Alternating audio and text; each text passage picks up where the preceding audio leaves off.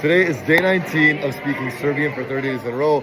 Dakle, ljudi, danas smo mi na svadbi ovde u Čikagu.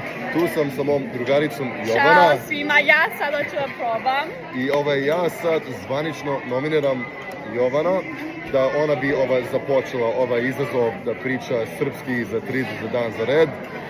Eto, moram da naučim, idem na svadbu u Srbiju u oktobar i sad moram da naučim više srpski. Ja ne živim u kuću sad i ne pričam srpski baš još više. Moram da naučim opet kad idem u Srbiju, neću da oni smeju sam na mene. Pa dobro, vežbamo tako je. Sad vežbamo, ima moj drugarica Peđa, on je od Srbije isto, ono će da napravi nas, da budemo dobro. Tako je, tako je.